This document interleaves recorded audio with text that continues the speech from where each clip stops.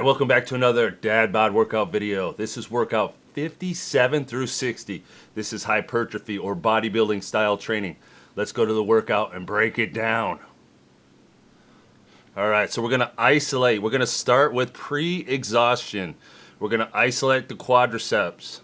So we're not starting with a compound movement. We're isolating each muscle group to challenge it a little more when we do a compound exercise. So we isolate the quads and then we transition into extensions or leg curls. So we got leg curls isolating the hamstring here. Making sure it's controlled movement, good flex or squeeze at the bottom. This is a leg day. Then we're going to go into a front squat that hits the quadriceps a little more than the glute and hamstrings. So elbows up, chest up, stay as vertical as possible. You don't actually have to go super deep on these to hit just the quads. Stay at that top half. Really squeeze and flex the quadriceps at the top. And then we got our good mornings. Once again, if you're not familiar with these, it's like a stiff-legged deadlift. Be careful with the weight you're doing so you don't turn it into a lower back strain. We want a glute, hamstring, and erectors. Then we're going to do a little unilateral leg press, one-sided at a time. This will help you to focus on unilateral style strength, so one leg is not dominant all the time, which when you do dual, the stronger leg typically helps a little more. This will focus and work on the weaker leg or the support leg to work just as hard.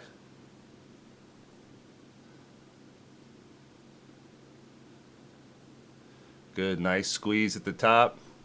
Then we're going to switch over to a single leg deadlift. You can't really see from this angle, but when I switch legs, you'll be able to tell. You're putting 80% of the weight in the dominant leg or the leg that's slightly forward. The back leg is more of a kickstand for balance. So this is a glute and ham, also a little bit of lower back development. Once again, unilaterally, so one side at a time. And here we go. We got Bulgarian split squats. These are great. Stay over the weight of the front foot. Don't use your back leg much or your quad will strain or flex too much. Working that balance one side at a time. These are great for quad and glute development.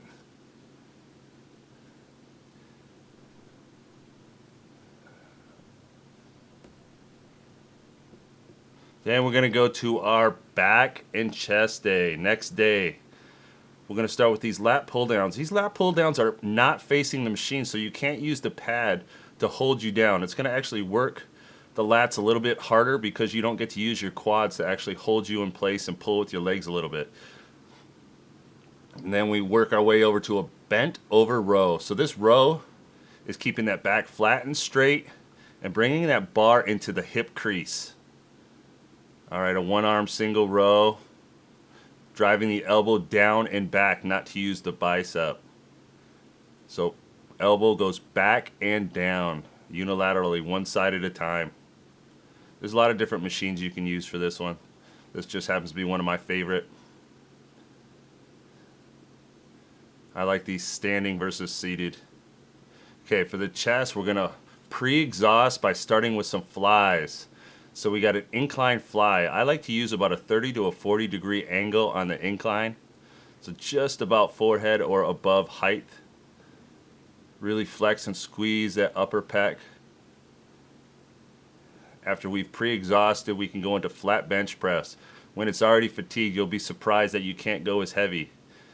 Really work on the flex or the squeeze of the pec and not just performance-based repping it out. So really focus on the squeeze, and it's not necessarily the best to hit full range of motion either. Just enough so you can squeeze the pec. All right, then let's finish with some cardio. Once again, every day after your weight training, you should be hitting that cardio. 30 to 40 minutes is pretty ideal. Third day here, we got shoulders and core. So our compound movement we're starting with is a seated shoulder press or military press. And then we'll go over to our cable lat raises.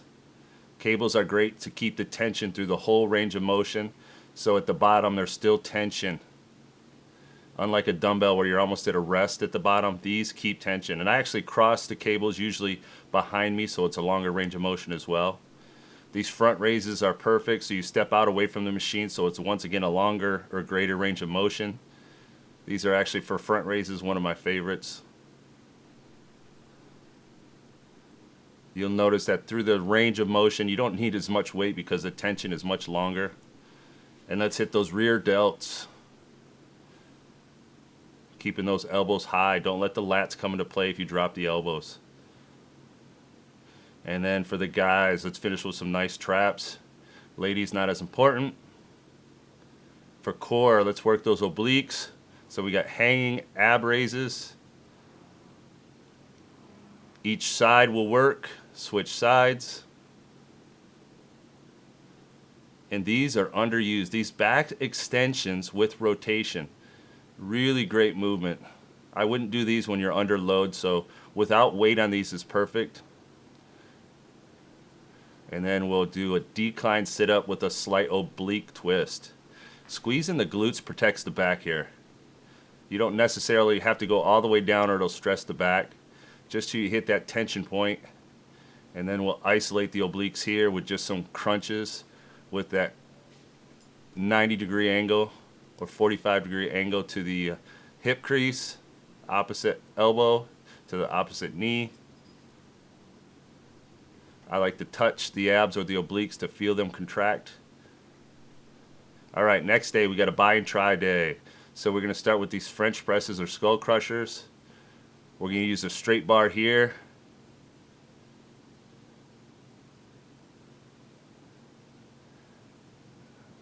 And then we're going to go into more of an isolated tricep exercise with our rope extensions. Not important to go very heavy on these as long as you squeeze and flex at the bottom. Keep the handles apart. Too many people touch the handles together. Keep the handles apart. And then we got an overhead extension. This is a great neutral grip bar. You can also do this with an easy curl bar. A little bit harder with a straight bar. But if you've got these neutral bars, these are great. I would do this with the back support. All right, then we go into our easy curl bar bicep curls. So this is a big movement. You can start to add some serious weight on these, but make sure you're hitting full range of motion and a good flex at the top. 10 to 12 reps is pretty ideal for bodybuilding style training. Nothing less than that. Here we got some high cable curls. This is a great movement to kind of burn out or finish those biceps.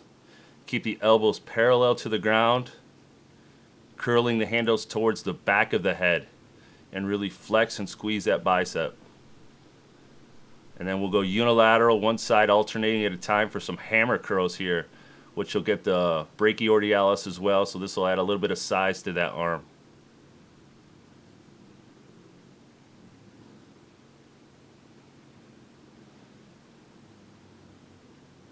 All right, and then once again, 30 to 40 minutes of cardio after each workout. That's your workout for the next 4 days. We're almost at the end of this 70-day straight workout program, so stay with it. We got about 10 more workouts after this. Peace. I'm out.